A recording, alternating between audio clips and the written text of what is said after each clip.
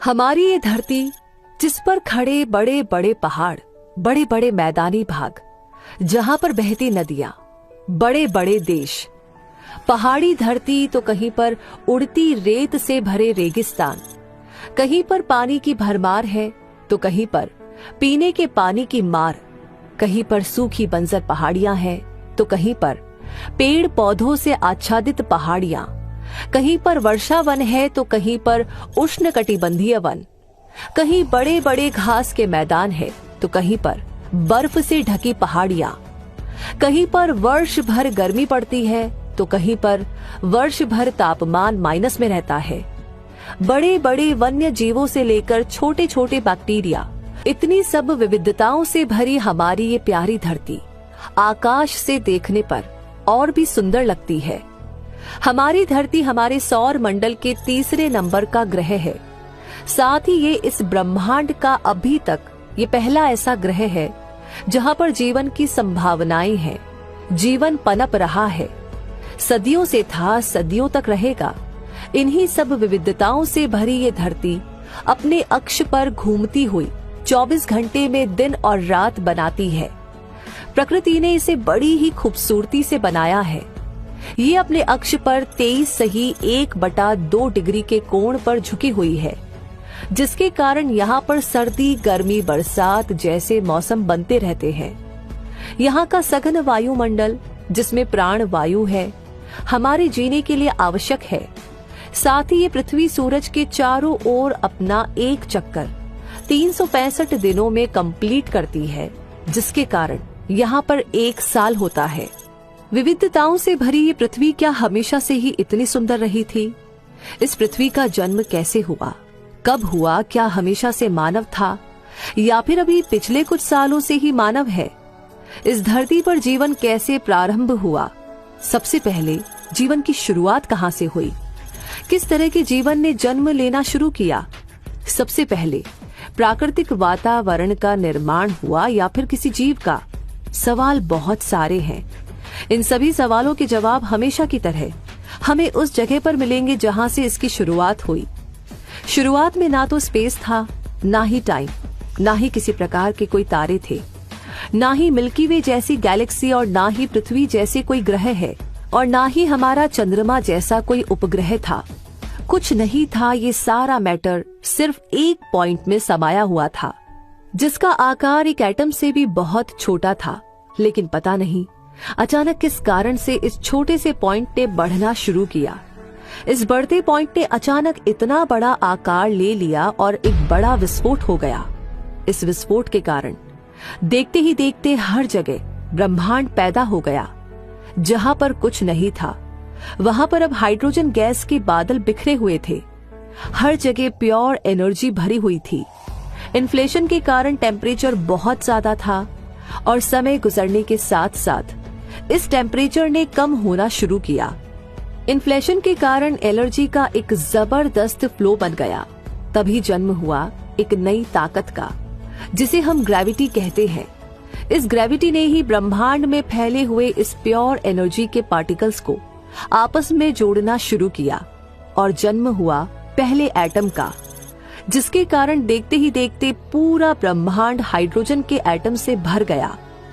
Hydrogen के atom से भरने के बाद इस ब्रह्मांड में ग्रेविटी का मान बढ़ने लगा और इस बढ़ती ग्रेविटी ने हाइड्रोजन को हीलियम में बदल दिया। लगातार बढ़ती ग्रेविटी ने ही चारों तरफ दूर भागती प्योर एनर्जी और एटम्स को पास लाने को मजबूर किया, जिससे एक ही जगह पर बहुत सारा मटेरियल इकट्ठा हो गया। और इस मटेरियल के इकट्ठा होने की वजह से हाइड्रोजन और हीलियम के परमाणुओं के बीच न्यूक्लियर फिशन जैसी अंतहीन चलने वाली जबरदस्त विस्फोट वाली प्रक्रिया शुरू हो गई। इस प्रक्रिया ने जन्म दिया पहले तारे को। ब्रह्मांड में इस तरह से एक ही समय में इस ब्रह्मांड में हर जगह अरबों तारों ने जन्म ले लिया और ये ब्रह्मांड तारों से भर गया। इन्हीं तारों की लगातार बढ़ती ग्रेविटी ने आसपास फैले छोटे तारों को अपने अंदर समाना शुरू किया और बहुत सारे तारों का एक ग्रुप बन गया। ऐसे अरबों ग्रुप इस ब्रह्मांड में बन गए, जिसमें खरबों तारे समाये हुए थे। इन खरबों तारों के समूह को हमने आकाश गंगा कहा। उन्हीं आकाश गंगा में से एक आकाश गंगा मिल्की वे में हमारे तारे यानी सूरज का जन्म हुआ।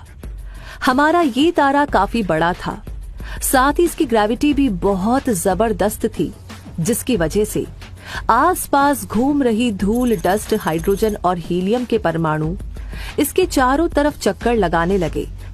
यहाँ चक्कर लगा रहे पार्टिकल का टेम्परेचर बहुत ज्यादा था। समय गुजरने के साथ यहाँ का टेम्परेचर कम होने लगा और सूरज के चारों तरफ घूमने वाले इन पार्टिकल्स में भी ग्रेविटी ने जन्म लिया। ग्रेविटी के कारण उड़ती धूल, हाइड्रोजन और हीलियम के एटम्स आसपास आने लगे और इनका टेम्परेचर बढ़ने लगा। शुरुआती ब्रह्मांड में सूर्य के चारों तरफ ऐसी धूल, गैस के बादल घूमने लगे। इन बादलों में बढ़ती ग्रेविटी ने इन्हें बहुत ज्यादा गर्म कर दिया, जिसके कारण ये इस स्पेस में बड़े बड़े आग के गोले जैसे दिखाई देते थे। लगातार चलते ब्रह्मांड में इस प्रोसेस के कारण यहाँ का तापमान लगातार कम होने लगा और इस लगातार कम होते तापमान ने इन गैस के बादलों को और ज्यादा पास ला दिया। डस्ट और गैस के बादलों ने मिलकर के सॉलिड क्रस्ट बनाना शुरू किया। सॉलिड क्रस्ट के बनते ही हम ये नहीं कह सकते कि ये हमारी आज की पृथ्वी जैसा ही बन गया था, लेकिन ये आज की पृथ्वी से काफी ज्यादा बड़ा था और ये सूर्य के चारों तरफ परिक्रमा कर रहा था। लगातार बढ़ती ग्रेविटी ने ही धूल और गैस के बादलों को पास में लाना शुरू किया, तो ये गैस के बादल एक धधकता हुआ गोला बन गए। इस धधकते हुए गोले का प्रारंभिक तापमान 1700 से 1400 डिग्री सेल्सियस था, जो कि बहुत ज्यादा था। ये बिल्कुल आज के वीनस ग्रह जैसा ही था, जहाँ पर हमेशा आग बरसती रहती थी। कोई भी नहीं कह सकता था कि इस आग के गोले पर भविष्य में जीवन पनपने वाला है। आज की तुलना में उस समय की पृथ्वी का आकार बहुत ज्यादा बड़ा था, लेकिन अचानक ऐसा क्या हुआ कि आग का गोला ठंडा होकर आज की पृथ्वी जैसा बन गया? ऐसा क्या हुआ कि इसका आकार भी कम हो गया? शुरुआती ब्रह्मांड काफी उथल पुथल भरा था। इस समय का जीवन पूरे तरीके से विनाश का था। हर तरफ विनाश ही विनाश हो रहा था। स्थिरता का तो नामो निशान नहीं था। भले ही पृथ्वी का जन्म हो चुका था, लेकिन इसका तापमान बहुत ज्यादा था और ये लगातार ठंडी हो रही थी। मुसीबतें अभी यहाँ पर कम नहीं हुई थी। शुरुआती इस उथल पुथल भरे ब्रह्मांड में हर समय पृथ्वी पर मेट्रोइड्स की बरसात हो रही थी। हर एक गिरते मेट्रोइड्स की वजह से पृथ्वी पर बड़े बड़े गड्ढों का निर्माण हो रहा था और इस टक्कर से तापमान लगातार बढ़ रहा था, जिसके कारण पृथ्वी की सतह पर आग की लपटों से भरी लावा की नदियां बहने लगी। इस समय यहाँ पर ऑक्सीजन नाम का कोई भी परमाणु उपस्थित नहीं था। बढ़ते तापमान के कारण यहाँ पर हर समय लाखों की संख्या में ज्वालामुखी फट रहे थे। इस समय की पृथ्वी को देखकर कोई भी कह नहीं सकता था कि भविष्य में यहाँ पर जीवन होगा। पृथ्वी की इस अवस्था को वैज्ञानिक रीडिंग नाम देते हैं। आज से लगभग 4 अरब साल पहले पृथ्वी पर बहने वाले लावा की नदियों ने पृथ्वी के केंद्र की ओर बहना शुरू किया, जिससे पूरी पृथ्वी का लावा एक ही जगह जमा होने लगा और पृथ्वी का तापमान कम होने लगा, जिससे इसका सॉलिड क्रस्ट बना। लगातार फूटते ज्वालामुखी टक्कर होती उल्का पिंडों के कारण बहुत ज्यादा मात्रा में गैस भी निकल रही थी। उल्का पिंडों की टक्कर और ज्वालामुखी से निकली गैसेस ने पृथ्वी के चारों तरफ इकट्ठा होना शुरू किया। इसी समय पृथ्वी की ग्रेविटी भी लगातार बढ़ रही थी, जिसके कारण पृथ्वी के बाहर जाती इन गैसों को पृथ्वी ने अपनी कक्षा में बांध कर रखा और इस तरह से पृथ्वी के वायुमंडल का निर्माण हुआ। भले ही हमें ये लगता हो कि यदि पृथ्वी पर ज्वालामुखी विस्फोट नहीं होते या फिर उल्कापिंड नहीं टकराते तो पृथ्वी कब की ही ठंडी हो चुकी होती, लेकिन लगातार फटते ज्वालामुखी और टकराते उल्कापिंडों ने ही पृथ्वी पर जीवन की संभावनाओं के लिए जरूरी सभी तत्वों को जुटाने का काम किया था। ऐसा माना जाता है कि पृथ्वी पर लगातार होने वाली मेट्रोइड्स की बरसात में ही यहाँ पर पानी को जन्म दिया था। सुदूर अंतरिक्ष से आने वाले ये मेट्रोइड्स जमी हुई बर्फ के गोले होते थे, जब ये पृथ्वी की सतह से टकराते तब बहुत ज्यादा टेम्परेचर के कारण तुरंत ही वाष्प में बदल जाते, जिसके कारण पृथ्वी के चारों तरफ बादलों का निर्माण होने लगा। इस वाष्प से बने बादल जब आपस में मिलकर के सघन होने लगे तो तेज मूसलाधार बारिश होने लगी। बादलों से बरसा पानी पृथ्वी की सतह पर गिरते ही भाप बन जाता और पृथ्वी की सतह का टेम्परेचर कम कर देता। लेकिन ये टेम्परेचर अभी भी इतना ज्यादा था कि बारिश के रूप में बरसे पानी की बूंदें तुरंत ही भाप बन जाती थी। ये प्रक्रिया लगातार करोड़ों सालों तक चलती रही। लगातार बारिश होती रही। बारिश की बूंदें सतह से टकराती, भाप बन जाती और फिर बादल बनते। बादल फिर से बारिश करते।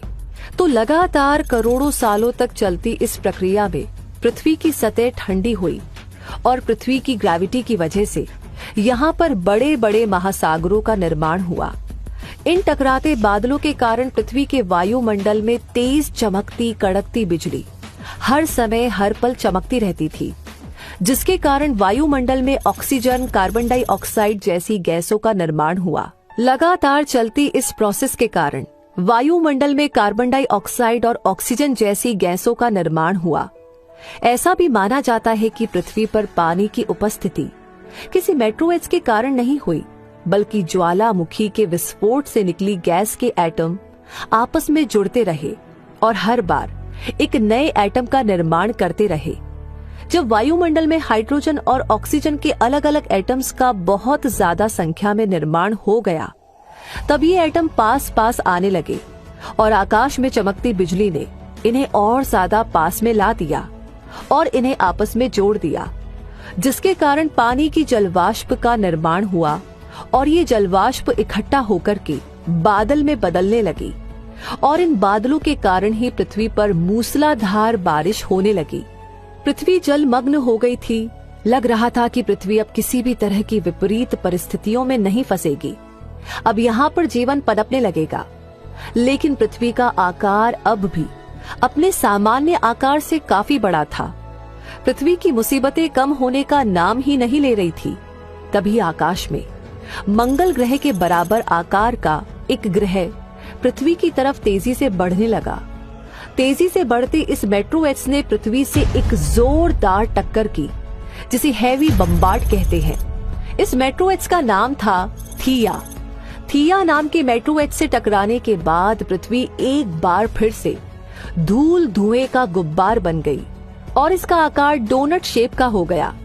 थिया और पृथ्वी के आपस में टकराने से पृथ्वी के ऊपर की क्रस्ट डैमेज हो गई और साथ ही साथ थिया की ऊपरी क्रस्ट भी डैमेज हो गई, जिससे पृथ्वी और थिया के आपस में मिलने से इसके चारों ओर डोनट शेप में धूल, गैस, मिट्टी और बड़े बड़े बादल घूमने लगे। लेकिन पृथ्वी की भारी ग्रेविटी की वजह से इनमें से अधिकतर अंश वापस पृथ्वी में समा गए, लेकिन कुछ हिस्सा अभी भी पृथ्वी के बाहर ही रह गया और पृथ्वी के चारों तरफ चक्कर लगाने लगा। चक्कर लगाते हुए डस्ट के इस क्लाउड ने भी अपनी ग्रेविटी बढ़ाते हुए अपने क्रस्ट को ठंडा किया और सॉलिड सरफेस में बदल दिया। इस तरह हमारे चंद्रमा का निर्माण हुआ। उस समय ये चंद्रमा हमारी पृथ्वी के बहुत ज्यादा पास में था। आज आकाश में हमें जिस आकार का चंद्रमा दिखाई देता है, उस समय पृथ्वी के आकाश में आज की तुलना में 200 गुना बड़ा चांद दिखाई देता था। लेकिन लगातार दोनों के बीच बढ़ती दूरी ने ही आज इसे बहुत छोटा कर दिया है। जिस अवस्था से पृथ्वी गुजरी थी, उसी अवस्था से हमारा चंद्रमा भी गुजरने लगा। यहाँ भी लगातार ज्वालामुखी विस्फोट होने लगे और आकाश की उथल पुथल के कारण यहाँ पर लगातार मेट्रोइड्स की बारिश होने लगी, जिसके कारण यहाँ पर बड़ी बड़ी लावा की नदियां बहने लगी। ज्वालामुखी से निकली गैस ने इसके चारों तरफ वायुमंडल का निर्माण किया।